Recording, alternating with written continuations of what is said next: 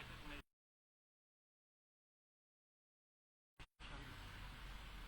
Your Excellency Antonio Guterres, Excellency, distinguished delegates, I am grateful for the immense privilege to join Your Excellencies in this distinguished assembly, a privilege made possible by peaceful, democratic transition following free and fair elections in Kenya on the 9th of August 2022. Elections that not only stand as testimony of the universal power of democracy,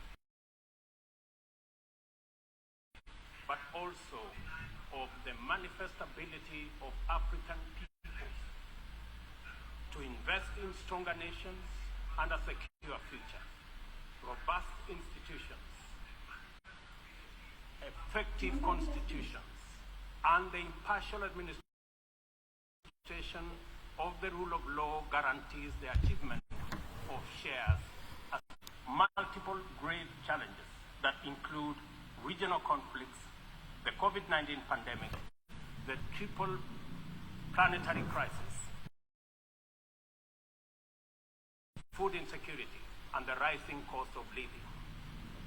I take this opportunity to congratulate you, Mr. President, on your election to preside over this session, and to express my confidence that your wealth of experience offers us significant assurance of your good leadership.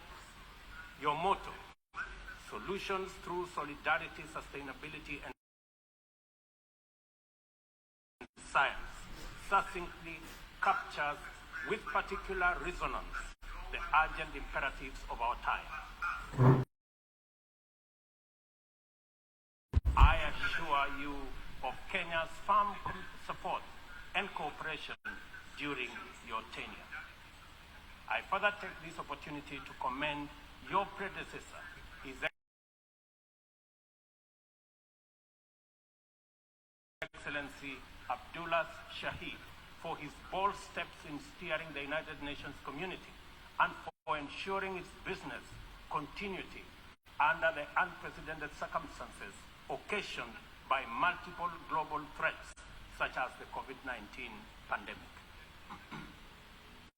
Excellencies, human well-being is under grave threat. The health of the planet requires urgent attention. The immense pressure exerted by conventional threats such as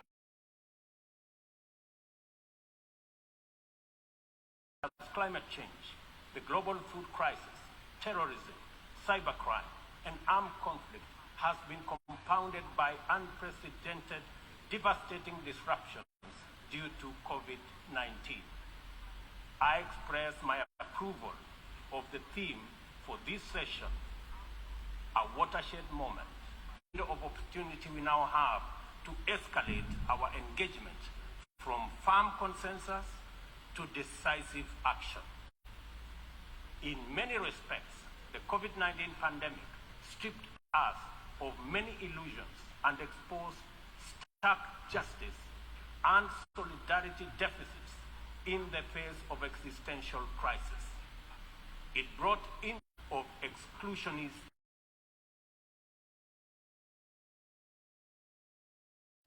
nationalism, a specter that undermines prospects of collective action and significantly impairs the resolve of the international community to that many nations, especially from the matters, as we do our best to get our people, enterprises, and industries back on their feet so that the engine of development can power our societies towards prosperity that actually leaves no one behind.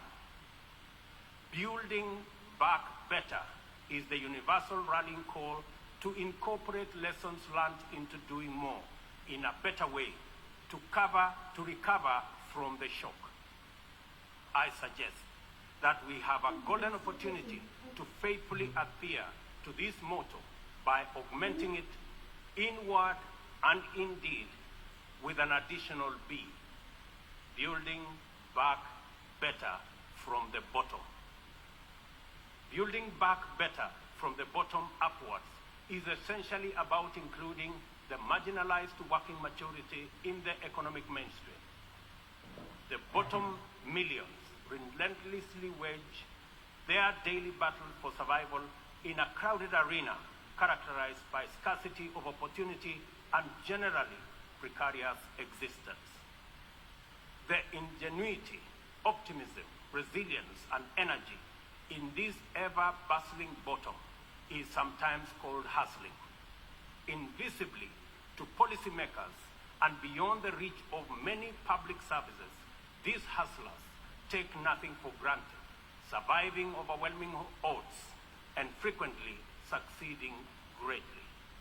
In the words of Abraham Lincoln, things may come to those who wait, but only things left behind by those who hustle. It is time to bolster the resilience of our nations, to mainstream these millions through deliberate strategies and efforts for economic inclusion by building back better from the bottom up. The interlocking challenges of conflicts, triple planetary crisis, and the global food crisis have impeded our momentum and obstructed our focus on achieving fundamental transformations towards sustainable development.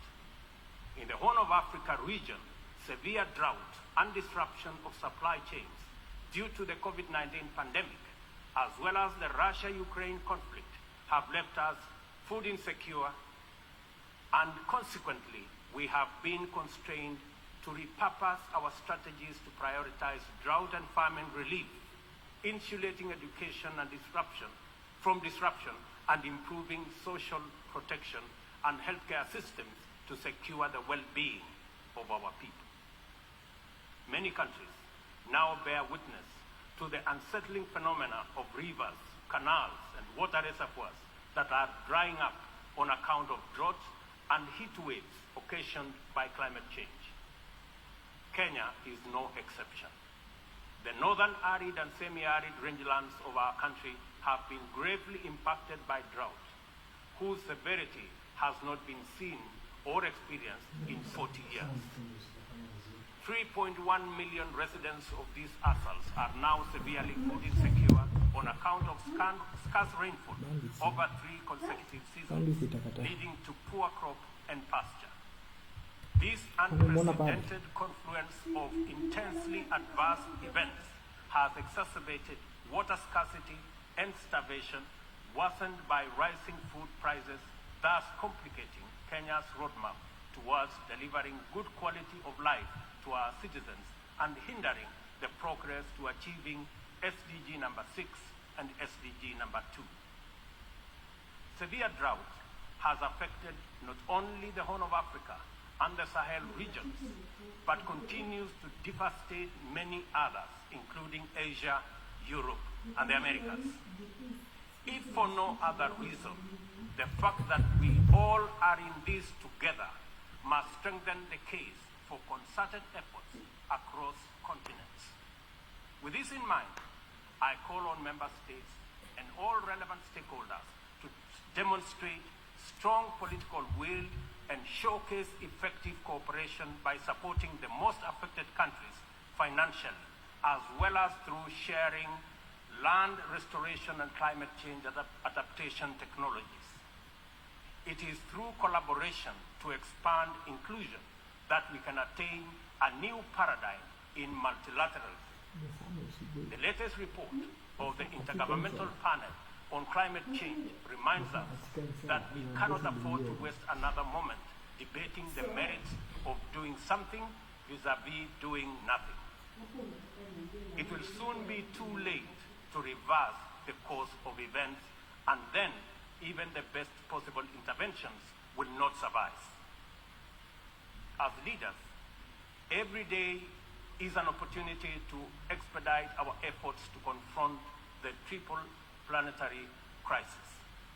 It will be recalled that during the Stockholm Plus 50 meeting, which Kenya had the honor of co-hosting with Sweden, there was consensus from states on the need to act urgently in addressing environmental impacts. Given this agreement, it is deeply concerning that little progress has been made in respect of the needful actions. It is time to collectively contemplate urgent measures needed to implement high-priority actions required to contain ongoing disruptions as we deliberate on long-term implementation approaches to be undertaken. I fully agree with the Secretary General's memorable statement that, and I quote, "We have a rendezvous with a climate disaster," end of quote. I add that we must not be taken by surprise. If indeed forewarned is forearmed, this is our opportunity to mobilize with tremendous urgency and take action at once. Excellencies, the agricultural sector has an important part to play in reducing the severity of climate change. A number of practices have a bearing, positive or negative, on various dimensions of the environment.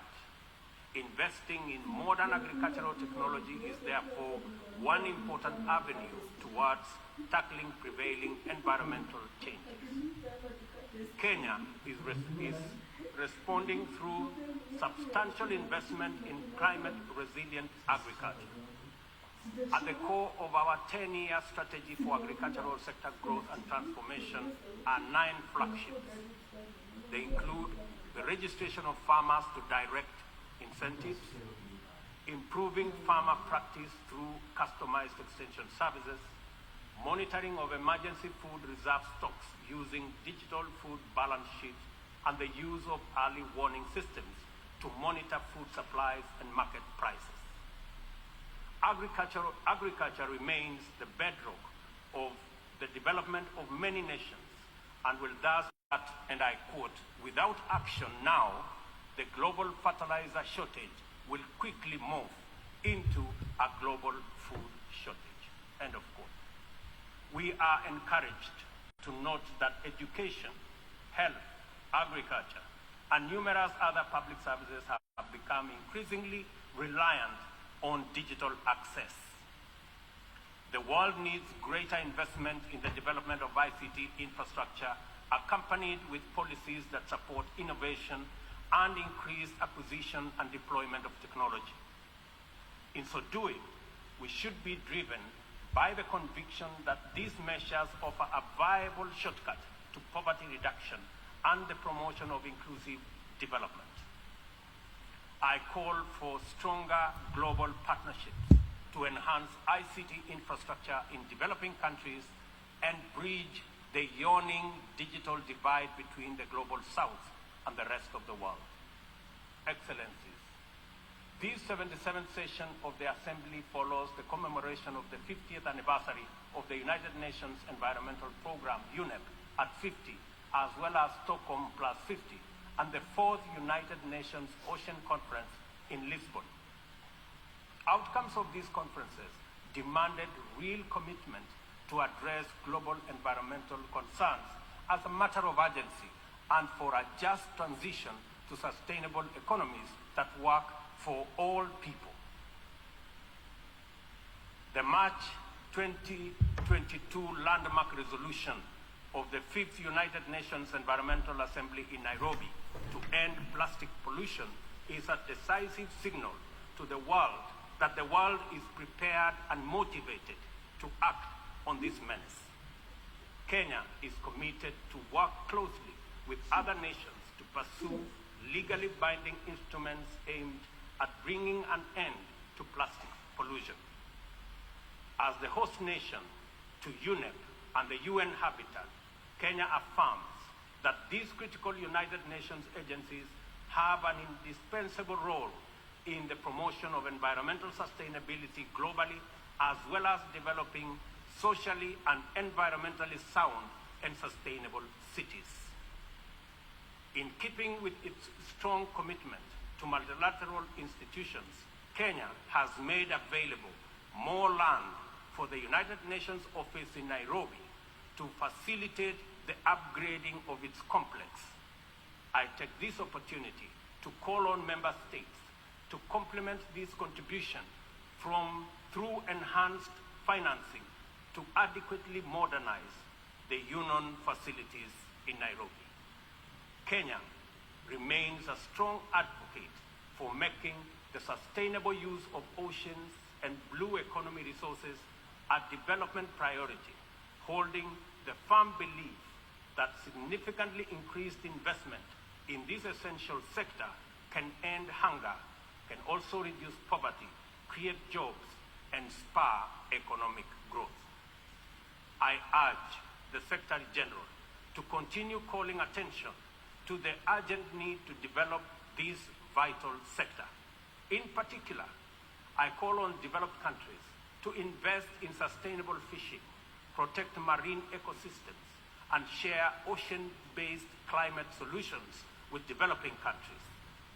For our part, I am pleased to report that building on the historic 2018 Sustainable Blue Economy Conference in Nairobi, Kenya is reviewing its national blue economy strategy to strengthen community structures in participatory management of freshwater, coastal and marine resources and ecosystems. The strategy is expected to contribute to our economic development through food and nutrition security, coastal and rural development, and income increases along the aquaculture value chain. It also enhances maritime transport and tourism.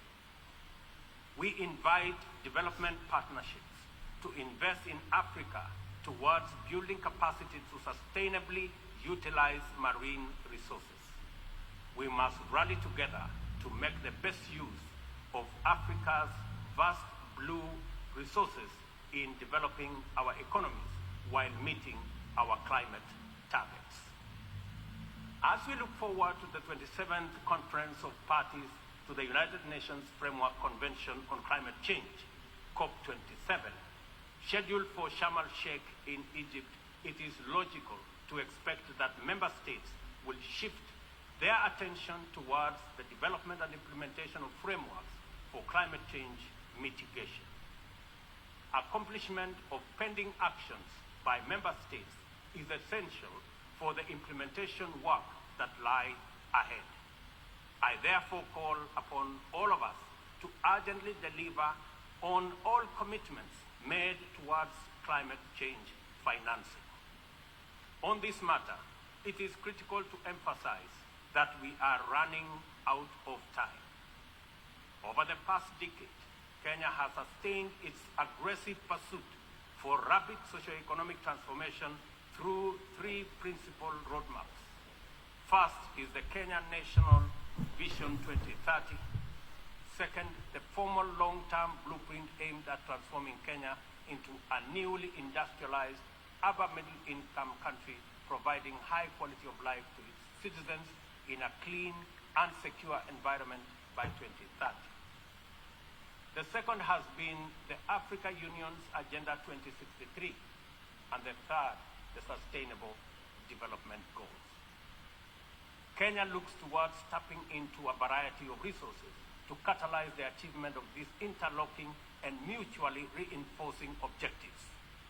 The disruption and ensuing crisis due to COVID-19 pandemic compelled us to diversify our focus into new interventions, including economic stimulus program, a COVID-19 economic recovery strategy, and a COVID-19 socio-economic re-engineering recovery strategy, all aimed at mitigating the adverse impacts of the pandemic.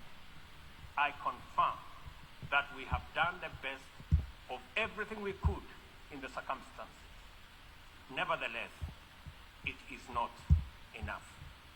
Kenya and the rest of Africa, like other developing nations, are in need of greater international partnership and cooperation to avert economic crisis in the wake of the pandemic. Developing countries, being heavily burdened by external debt servicing, run the risk of losing development gains due to the shocks inflicted by the pandemic and associated disruptions. I call upon global financial institutions and the international community to take urgent measures and release all existing financial instruments to provide much-needed additional liquidity and secure better fiscal space for developing countries like Kenya to enhance social investment, support climate change adaptation and mitigation, and address security needs and resolve development financing challenges. On behalf of Kenya, therefore, I join other leaders in calling upon the World Bank, the International Monetary Fund, and other multilateral lenders to extend pandemic-related debt relief to the worst-hit countries, especially those affected by the devastating combination of conflict, climate change, and COVID-19. Furthermore, I urge the G20 to extend and expand the scope of the common framework to suspend or reschedule debt repayments by middle-income countries during the pandemic recovery period. At this point, I would like this distinguished assembly to take a moment and consider the peace and security landscape, a landscape currently beset with multiple challenges, yet abounding with considerable opportunities. Our home region of East and Horn of Africa is in particular burdened by significant conflicts and challenges with implications for the region's development. We stand on the cusp of first opportunity for galvanizing confidence-building measures to generate and sustain momentum towards sustainable peace. In its role as an anchor state in the region, Kenya has sustained our investment in diplomatic efforts to find lasting peace in multiple situations within and beyond the region. Although some processes have yielded undeniable success, challenges remain. I therefore strongly reiterate our call for partnership towards confidence-building measures and urge more concerted efforts towards sustainable peace and stability. Kenya is currently serving in the United Nations Security Council. I am proud to confirm that our engagement over the last 2 years has prioritized regional peace and security, countering terrorism and violent extremism, peace support operations, climate and security as critical contributions to the collective efforts to build a safer, more prosperous and peaceful world. I am also proud to state that Kenya has continued to champion closer cooperation between regional mechanisms and the Security Council as an effective means to achieving international peace and security. Kenya continues to advocate the renewal of the Africa Union security architecture, which draws comparative strength from the highly productive complementarity between the United Nations, the Africa Union, and the regional economic communities. Working closely with the 2 elected African countries of the A3 in the UN Security Council, we are committed to finding a stronger Africa voice in the Council and achieving a consensus-driven, rules-based multilateral system. It is our manifest intention to see greater Pan-Africanization of the global agenda in order to make multilateralism work for the people of the world in their diversity. It is time for multilateralism to reflect the voice of farmers, represent the hopes of villagers, champion the aspirations of pastoralists, defend the rights of fisherfolk, express the dreams of traders, respect the wishes of workers, and indeed protect the welfare of all peoples of the global South. Let me express the strong collective conviction of my country that the relevance, legitimacy, and moral authority of the United Nations will forever remain deficient, undermined by the absence of comprehensive reforms of the United Nations Security Council. We therefore remain firmly committed to reforming the Security Council to make it a more effective, representative, and democratic global institution. Given the magnitude and variety of challenges the world continues to confront, a more fit for purpose United Nations is urgently needed, one that possesses the legitimacy and efficacy in dealing with threats to international peace and security. A just and inclusive world order cannot be spearheaded by a United Nations Security Council that persistently and unjustly fails the inclusivity criterion. Similarly, threats to democracy will not be credibly resolved by an undemocratic and representative Security Council. It is vitally important for this critical institution to reflect the values it is entrusted to protect, to defend, to uphold on behalf of humankind. We welcome the call by President Biden this morning for the expansion of the membership of the Security Council as a significant step in the right direction, and we look forward to building consensus for the actualization of the same. The COVID-19 pandemic severely disrupted health systems, seriously challenging the implementation of programs that are vital for the realization of health-related sustainable development goals. To place us firmly back on track and accelerate our progress towards these SDGs targets, it is imperative for us to foster sustainable partnerships between governments, other state actors, the civil society, and the private sector. This modality of collective action is particularly vital for building resilient health systems whose importance in enabling us withstand future pandemics and other health crises can no longer be disputed.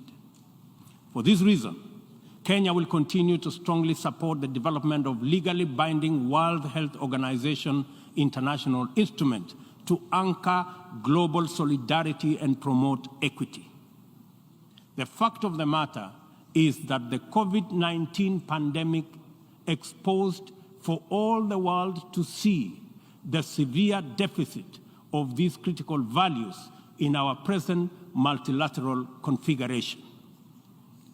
Global supply chains remained impervious to demands in the global South generally, and Africa in particular.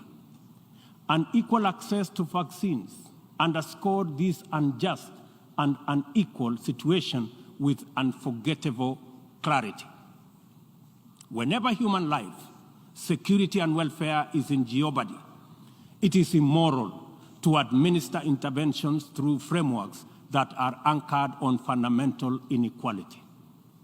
We are all witnesses to admirable demonstrations of effective solidarity in response to crises in various parts of the world. Our knowledge of the possibility of spontaneous yet resolute global solidarity reinforces the African exception as particularly repugnant.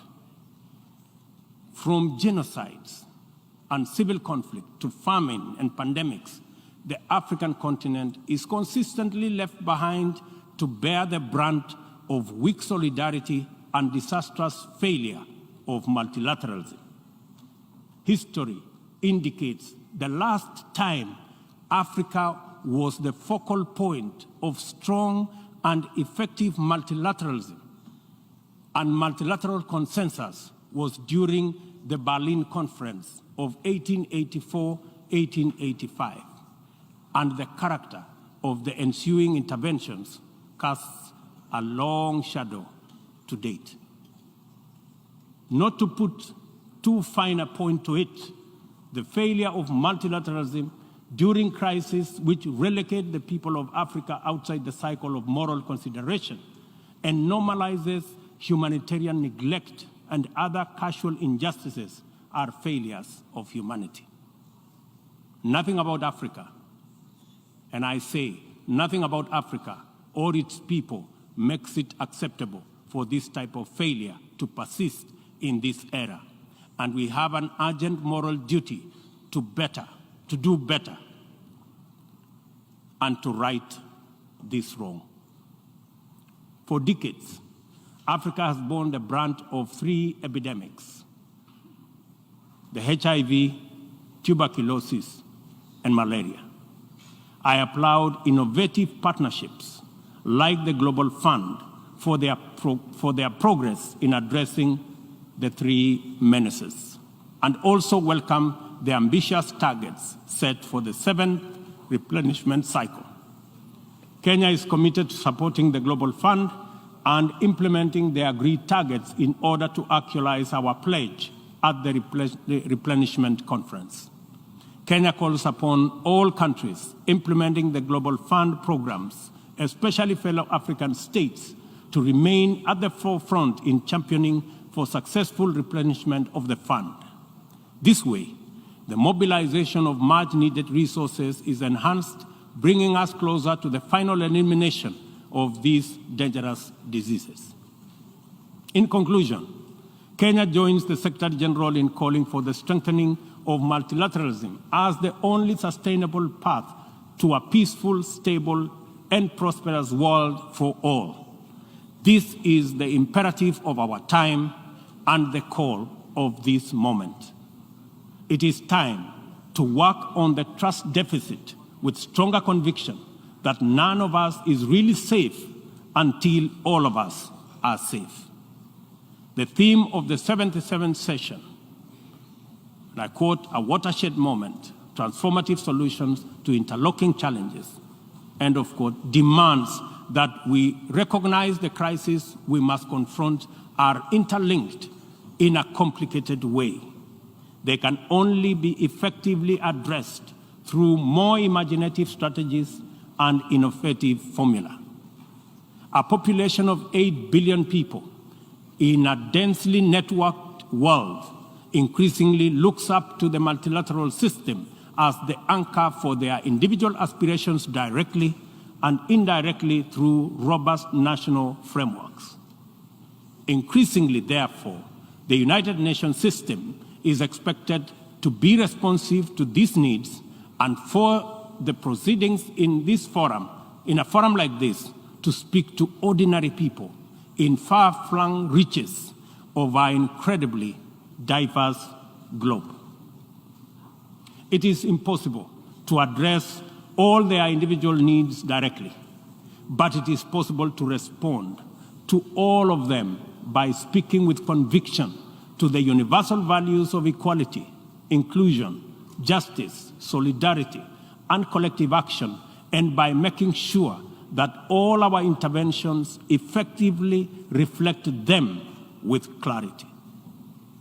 The integrity of the international order must be measured by the distance separating our resolutions, consensus, and agreement from decisions, actions, committed interventions, and effective solutions. A watershed moment, therefore, demands that we reduce that gap drastically and quickly. Kenya pursues numerous essential domestic agenda through the multilateral framework. We are heavily invested in the strength, effectiveness, and eventual success of all interventions formulated by the United Nations. It is important that the output of this and other similar fora achieve immediate resonance in the minds and lives of our youth still seeking opportunity to express and actualize themselves, our farmers working to feed nations, our Juakali entrepreneurs striving in pursuit of success in the informal economy, and our professionals who formulate policy, implement strategy, and monitor service delivery in public and private sectors. Africa places immense value in the international community and the tremendous possibilities it can unlock through inclusive, sustainable, and effective action to transform the lives of our people and establish lasting peace, security, and shared prosperity. This watershed moment is our chance to turn the key and open this door of opportunity. We can make progress in addressing the triple global threats and liberate ourselves from the shame of past failures of multilateralism. At this watershed moment, we must not only choose, but also act decisively to bequeath our children and their children a greener, safer, healthier, and more abundant earth. Let us do it together, inclusive. The Assembly will now hear